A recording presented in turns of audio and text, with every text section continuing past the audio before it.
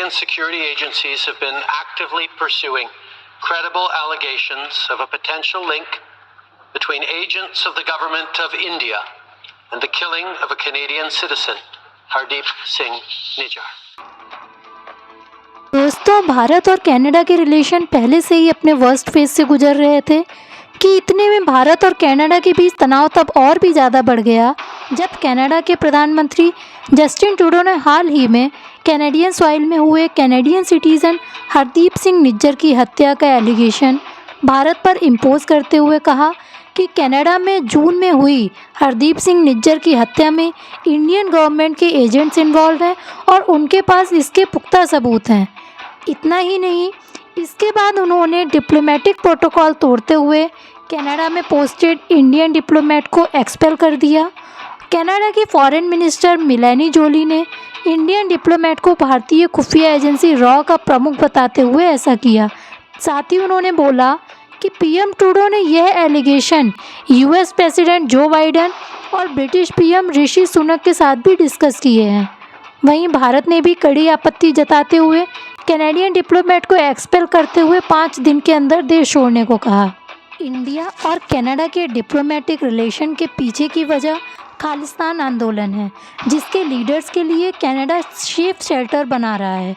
Indian foreign ministry का कहना है ऐसे एलिगेशंस खालिस्तानी आतंकवादियों से ध्यान भटकाने के लिए लगाए जा रहे हैं, जिनको कनाडा शरण देता आया है। हालांकि बाद में जस्टिन ट्रूडो ने कहा कि वह भारत को प्रोवोक नहीं करना चाहते, लेकिन इन सब इश्यूज़ के बीच हमारे मन में कई प्रकार के सवाल उठते हैं। आखिर ये हरदीप सिंह निज्जर है कौन, जिसके कारण दोनों देशों के बीच एक असहज रिश्ता इतने ख़राब मोड़ पर आ गया? तो ये पूरा मुद्दा क्या है, आज के वीडियो में हम इसे समझने की कोशिश करेंगे। दोस्तों, हरदीप सिंह निज्जर का जन्म 1977 में भारत के पंजाब प्रांत के जालंधर में हुआ था। भारतीय मूल का हरदीप सिंह निज्जर खालिस्तान समर्थक नेता था और कनाडा ने उसे नागरिकता दे रखी थी। वह 1997 में रवि शर्मा के नाम से फेक पासपोर्ट के साथ रिफ्यूजी स्टेटस की डिमांड करते हुए कनाडा पहुंचा, लेकिन कैनेडियन रिफ्यूजी ऑफिशियल्स ने उसकी एप्लीकेशन को रिजेक्ट कर दिया। फिर इससे ठीक 11 दिन बाद हरदीप ने एक कैनेडियन वूमेन से शादी की ताकि उसको वीज़ा मिल सके, पर इमिग्रेशन अथॉरिटीज़ ने उसकी इस एप्लीकेशन को भी रिजेक्ट कर दिया। कनाडा की सिटीजनशिप पाने के लिए निज्जर ने वहां की अदालतों का रुख किया, लेकिन 2001 में कोर्ट ने भी उसकी अपील को खारिज कर दिया। हालांकि बाद में निज्जर को नागरिकता कैसे मिली, इसकी जानकारी अभी तक सार्वजनिक नहीं है। कनाडा पहुंचने के बाद वहां कुछ दिन तक उसने प्लम्बर का काम किया और काम करते करते उसकी दिलचस्पी खालिस्तानी गतिविधियों में हुई और उसने अलगाववादी संगठन सिख फॉर जस्टिस का दामन थाम लिया। भारत में सिख फॉर जस्टिस पर बैन है। जल्द ही वो बब्बर खालसा इंटरनेशनल का सदस्य बन गया और खालिस्तानी गतिविधियों में सम्मिलित रहने लगा। फिर उसने खालिस्तान टाइगर फोर्स के नाम से अपना ग्रुप बनाया। उस पर खालिस्तानी समर्थकों को ट्रेनिंग देने और फंडिंग करने के आरोप हैं। भारत के मुताबिक बब्बर खालसा इंटरनेशनल को पाकिस्तानी एजेंसी आईएसआई के द्वारा ऑपरेट किया जाता है। इसी बीच उसको कनाडा के वैंकूवर के सरे में एक गुरुद्वारा के हेड के रूप में चुना गया। इसी गुरुद्वारा के सामने 18 जून की शाम को निज्जर की गोली मारकर हत्या कर दी गई। हालांकि ये स्पष्ट नहीं है कि गोली किसने चलाई। कनाडा का मानना है कि इसमें भारतीय एजेंसी का हाथ हो सकता है। हालांकि निज्जर काफ़ी टाइम से एनआईए की मोस्ट वांटेड टेररिस्ट की लिस्ट में शामिल था। निज्जर के ऊपर आध्यात्मिक नेता बाबा भनियारा और डेरा सच्चा सौदा के अनुयायी मनोहर लाल की हत्या का भी आरोप था। निज्जर को भारत ने भगोड़ा घोषित कर रखा था और उसके ऊपर 10 लाख रुपए का इनाम भी था। 2014 में नरेंद्र मोदी के प्रधानमंत्री बनने के कुछ महीनों बाद ही भारत सरकार ने निज्जर की गिरफ्तारी के लिए वारंट जारी किया। 2007 में पंजाब के एक सिनेमा घर में हुए बम धमाके केस में भी निज्जर को आरोपी बनाया गया था। सितंबर 2020 में केंद्रीय गृह मंत्रालय ने निज्जर को आतंकी घोषित कर दिया। भारत की राष्ट्रीय एजेंसी एनआईए ने हाल ही में जो 40 मोस्ट वांटेड टेररिस्ट की लिस्ट जारी की थी, उसमें निज्जर का भी नाम था। वो आप सोचेंगे कि आखिर ये खालिस्तानी होते कौन हैं? खालिस्तान का मतलब खालसा की सरजमीन यानी खालसा या सिखों का प्रदेश। स्पष्ट है कि खालिस्तान का अभिप्राय सिखों के लिए अलग देश की मांग से है। दरअसल पंजाब क्षेत्र में सिख आबादी के लोग अपने लिए एक स्वतंत्र राज्य बनाना चाहते थे। वे सिखों के लिए एक अलग लैंड चाहते थे और खालिस्तान आंदोलन इसी मांग की लड़ाई है। 1980 के दशक में ये अलगाववादी आंदोलन हिंसक होता गया। बमबारी, हत्याएं, पुलिस और आम नागरिक समेत हजारों लोगों की जानें गईं। 1984 में तब बवाल हुआ जब भारतीय सेना ने अमृतसर के स्वर्ण मंदिर में प्रवेश किया और वहां जाकर छिपे हुए खालिस्तानी लीडर को मारा। इस घटना के महीनों बाद बदले की कार्रवाई में तत्कालीन प्रधानमंत्री इंदिरा गांधी के सुरक्षा दस्ते में शामिल 2 सिख बॉडीगार्ड्स ने उनकी गोली मारकर हत्या कर दी। इसके बाद दिल्ली समेत देश के कई हिस्सों में सिख विरोधी दंगे भड़क उठे।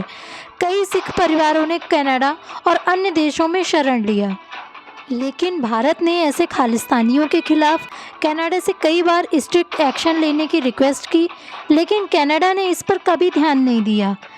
भारतीय अधिकारी लंबे समय से कनाडा पर सिख अलगाववादियों के साथ नरम रुख रखने का आरोप लगाते रहे हैं, खासकर टोरंटो और वैंकूवर के आसपास के जिलों में, जहां सिख एक राजनीतिक ताकत के रूप में उभरे हैं। कई मौक़ों पर यह देखा गया है कि कनाडा की सरकार सिख अलगाववादियों के प्रति सहानुभूति रखती है। 2018 में जस्टिन ट्रूडो ने भारत का दौरा किया था। तब उन्होंने भारतीय पोशाक पहनी थी। इसे भारतीय कनाडाई नागरिकों के वोट हासिल करने के राजनीतिक प्रयास के तौर पर देखा गया। वे तब भी घेरे में आए जब पूर्व खालिस्तानी लीडर को दिल्ली में कनाडाई उच्चायोग में आयोजित डिनर में आमंत्रित किया गया था। इस लीडर पर भारतीय कैबिनेट मंत्री की हत्या के प्रयास के आरोप थे। इस पर जब सवाल उठे तो जस्टिन ट्रूडो ने निमंत्रण का दोष एक कनाडाई सांसद पर मढ़ दिया। ऑपरेशन ब्लू स्टार की 39वीं वर्षगांठ से कुछ दिन पहले खालिस्तान समर्थकों ने जून में ही ब्रैम्पटन शहर में परेड निकाली थी, जो इंदिरा गांधी की हत्या का महिमामंडन करने वाली झांकी थी। इसे लेकर सवाल उठे तो जस्टिन ट्रूडो ने अभिव्यक्ति की आज़ादी का हवाला दिया। युद्धों में गिरावट का एक और संकेत तब दिखा जब कनाडा ने अक्टूबर की शुरुआत में भारत के लिए प्रस्तावित एक ट्रेड मिशन को रद्द कर दिया और इसका कोई कारण भी नहीं बताया गया। इसके बाद निज्जर की हत्या में भारत की कथित संलिप्तता पर ट्रूडो का बयान आया और फिर भारत ने भी कड़ी आपत्ति जताते हुए कनाडाई डिप्लोमेट को निष्कासित कर दिया। कनाडा निज्जर की हत्या में भारतीय एजेंसी पर आरोप लगा रहा है। अपने आरोपों के समर्थन में कनाडा क्या सबूत पेश करता है, इस पर सबका ध्यान जाएगा। अब तक जो स्थितियां सामने आई हैं उसके आधार पर दोनों देशों के बीच तनाव और बढ़ सकता है। इस बात की भी आशंका है कि अन्य पश्चिमी देशों की सरकारों के साथ भारत के संबंधों पर भी इसका प्रभाव पड़े। पर सवाल ये उठता है कि जस्टिन ट्रूडो आखिरकार खालिस्तानियों को डिफेंड क्यों करते नजर आते हैं। वह कहीं ना कहीं अपने फादर की लेगेसी को फॉलो करते नजर आते हैं। उनके फादर पियरे ट्रूडो 1968 से 1979 और 1980 से 1984 तक कनाडा के पीएम थे। उस दौरान भारत ने 1982 में एक खालिस्तानी टेररिस्ट तलविंदर परमार को लौटाने की मांग की थी। वह टेररिस्ट ऑर्गेनाइजेशन बब्बर खालसा का हेड था। उसके ऊपर कई इंडियन पुलिस ऑफिसर्स को मारने के भी चार्जेस थे, लेकिन पियरे ट्रूडो ने इंडिया की इस मांग को रिजेक्ट कर दिया। इसी तलविंदर परमार ने आगे चलकर एयर इंडिया के प्लेन कनिष्का में बॉम्ब ब्लास्ट किया। हालांकि परमार ने 1984 में Indian plains will fall from sky जैसे स्टेटमेंट भी दिए थे, लेकिन 1992 में वह जब पंजाब आया तो पंजाब पुलिस के हाथों वह मारा गया और आज जस्टिन ट्रूडो भी अपने फादर के कदमों पर ही चलते नजर आ रहे हैं। अब सवाल ये उठता है कि आखिर जस्टिन ट्रूडो ऐसा कर क्यों रहे हैं। दरअसल कनाडा की 338 मेंबर्स वाली पार्लियामेंट के लोअर हाउस यानी हाउस ऑफ कॉमन्स में गवर्नमेंट बनाने के लिए 170 सीट्स की ज़रूरत पड़ती है, लेकिन ट्रूडो की लिबरल पार्टी के पास 20 सीट्स कम थीं। तब ट्रूडो ने खालिस्तानियों द्वारा हेडेड एनडीपी और न्यू डेमोक्रेटिक पार्टी की हेल्प ली, जिसका लीडर एक खालिस्तानी नेता जगमीत सिंह धालीवाल है, और एनडीपी को 24 सीटें मिली थीं। ट्रूडो के प्रधानमंत्री बने रहने के लिए जगमीत सिंह का समर्थन बहुत ज़रूरी हो गया था। ट्रूडो एक ऐसी सरकार चला रहे हैं जिसे बहुमत नहीं है, लेकिन जगमीत सिंह का समर्थन हासिल है। शायद यही वजह है कि ट्रूडो सिखों को नाराज़ करने का खतरा मोल नहीं ले सकते।